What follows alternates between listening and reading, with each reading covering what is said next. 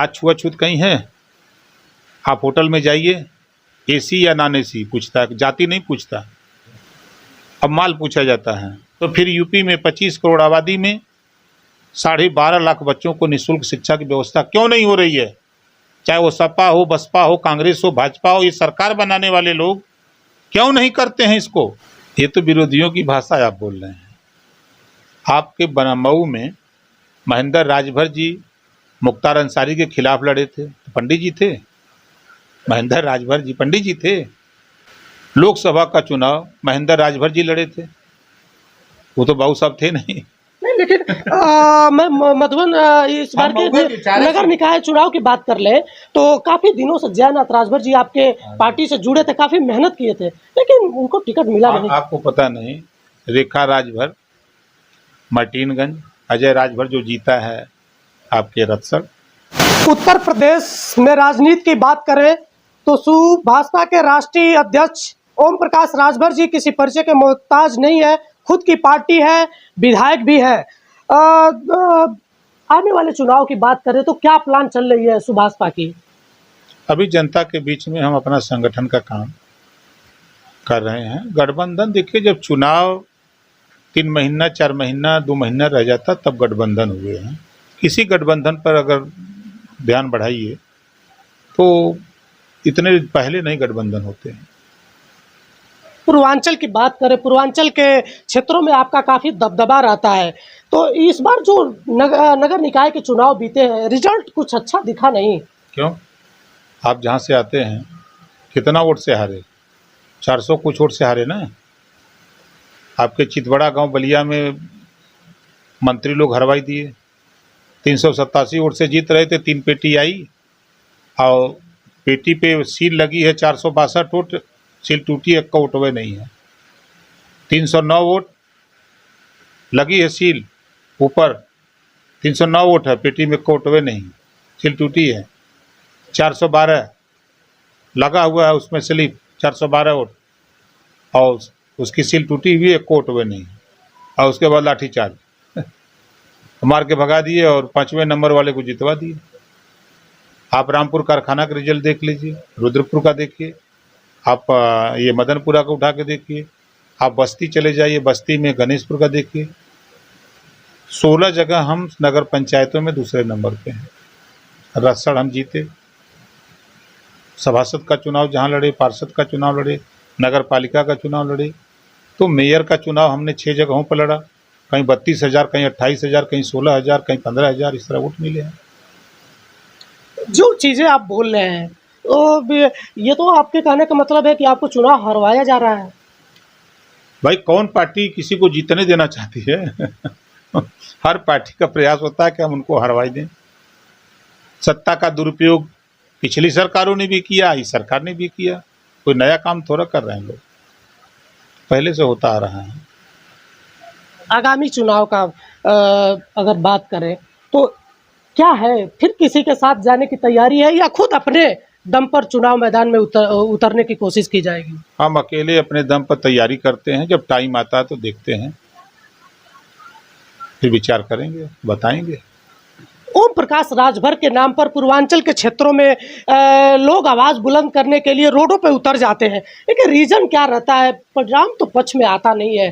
पिछले कई चुनावों को अगर देखा जाए तो रिजल्ट पक्ष में आता नहीं है। नहीं, देखिए, अगर आपने सवाल बहुत अच्छा किया, क्यों लोग उतरते हैं? ये लड़ाई आज की हमारी नहीं है। गौतम बुद्ध जी ने जो संदेश दिया था, बुद्धम शरणम गच्छामि, धम्मम शरणम गच्छामि, संघम शरणम गच्छामि, उसी संदेश को महात्मा ज्योतिबा फूले ने सबको एक समान शिक्षा के लिए संघर्ष किया। 4 वर्ण बना, ब्राह्मण, क्षत्रिय, वैश्य, शूद्र। महिलाओं को पढ़ने लिखने का अधिकार नहीं था, चाहे किसी वर्ण की महिला रही हो। सावित्रीबाई फूले ने अभियान चलाया, महात्मा ज्योतिबा फूले ने सहयोग किया। आज पूरे देश की महिलाएं पढ़ लिख रही हैं, राष्ट्रपति कुर्सी तक चली गई। उसके बाद जो छुआछूत, ऊंच नीच, नफरत थी, उस लड़ाई को छत्रपति साहू जी महाराज उन्होंने शुरू किया, महात्मा ज्योतिबा फूले ने भी शुरू किया था। आज उस बात को बाबा साहब डॉक्टर अम्बेडकर ने झेला और संविधान बनाया। आज छुआछूत कहीं है? आप होटल में जाइए, एसी या नॉन एसी पूछता है, जाति नहीं पूछता। चाय की दुकान पे जाइए तो वो जाति नहीं पूछता, वो पूछता है कि स्पेशल की चालू। कहीं भी जाइए, बस में आप कहीं भी जाइए तो जाति नहीं पूछी जाती है, अब माल पूछा जाता है आपकी हैसियत पूछी जाती है कि कौन वाला में जीवा। उसी लड़ाई को जो बाबा साहब डॉक्टर अम्बेडकर जी ने, महात्मा ज्योतिबा फूले ने, एक समान अनिवार्य फ्री शिक्षा, आज गरीब अपने बच्चे को पढ़ा नहीं पा रहा, शिक्षा इतनी महंगी होती जा रही है, तो एक समान अनिवार्य फ्री शिक्षा, गरीबों का इलाज फ्री, गरीबों को निःशुल्क न्याय की व्यवस्था, महिलाओं की आधी आबादी, लोकसभा विधानसभा में आधी सीटें आरक्षित कराना, नौकरियों में आधी सीटें महिलाओं की आरक्षित कराना, शिक्षण संस्थान चाहे प्राइवेट हो चाहे सरकारी, आधी सीटें उनको आरक्षित कराना, घरेलू बिजली का बिल माफ कराना। इन तमाम मुद्दों को लेकर जनता के बीच में हमने जागृत किया है कि जागो तभी सवेरा है, आप अपने हक के लिए लड़ो, ये मेरी लड़ाई नहीं है। शिक्षा जब एक समान होगी, फ्री होगी, तो सभी के बच्चों को ये लाभ मिलेगा, इस नाते सभी लोग मिल के लड़ो। तो उसी लड़ाई को हम लड़ रहे हैं जो गौतम बुद्ध जी ने कहा था कि बुद्धि की शरण में जाओ, बुद्धम शरणम गच्छामि। बाबा साहब डॉक्टर अम्बेडकर ने भी वही बात कहा, शिक्षित हो, संगठित हो, संघर्ष करो। वही बात तो हम भी कर रहे हैं। तो इस बात की जानकारी लोगों को हो गई है, इस नाते लोग बड़ी संख्या में इस लड़ाई के साथ खड़े हो रहे हैं।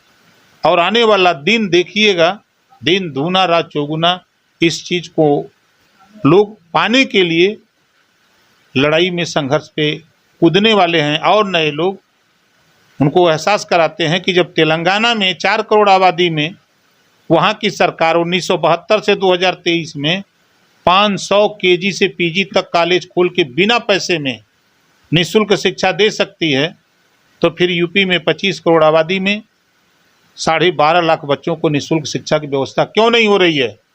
चाहे वो सपा हो, बसपा हो, कांग्रेस हो, भाजपा हो, ये सरकार बनाने वाले लोग क्यों नहीं करते हैं इसको? इनसे सवाल जवाब करो, इनको वोट देना बंद करो।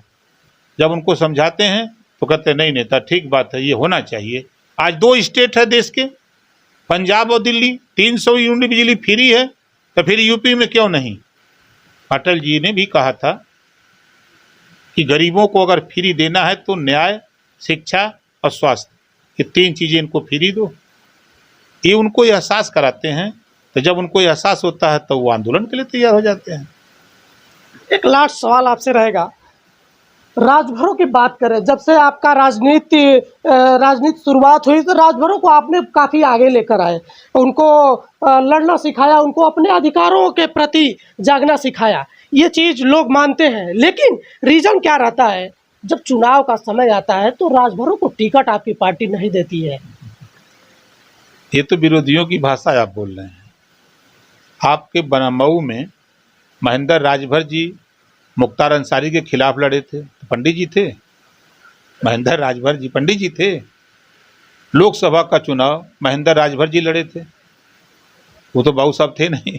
नहीं, लेकिन मैं मधुबन इस बार के नगर निकाय चुनाव की बात कर ले तो काफ़ी दिनों से जयनाथ राजभर जी आपके पार्टी से जुड़े थे, काफ़ी मेहनत किए थे, लेकिन उनको टिकट मिला नहीं। आपको पता नहीं, रेखा राजभर मर्टिनगंज, अजय राजभर जो जीता है आपके रत्सर, आपके कम से कम हमको अंदाज़ है कि 2 दर्जन से ज़्यादा लोग लड़े, सब जगह ही हैं। राजा भर लड़ेगा तो और संगमा जो अहिर गडेरी कुंबी कोयरी भर चमार मुसर धोबी खटिक पासी केवट बिंद मला जोड़ा दुनिया अंसारी शेख सैयद पठान चौहान ठाकुर ब्राह्मण बनिया लाला गुण खरवार BR आरक कर बंसी बंजारा बहलिया खंगार, ये कहाँ जाइए ये न हो के चाहिए ना कि खाली झंडवा डंडा ढोई हैं।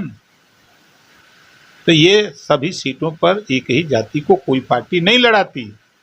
अभी लोग नॉन पॉलिटिकल हैं, अभी नासमझ लोग हैं। अभी तो धीरे धीरे जो हजारों साल की गुलामी है, उस गुलामी से हम धीरे धीरे छुटकारा दिला रहे हैं। जो नॉन पॉलिटिकल कौम थी उसको पॉलिटिकल बना रहे हैं। आज हमारी देन है कि हजारों प्रधान राजभर हुआ, सैकड़ों जिला पंचायत हुआ।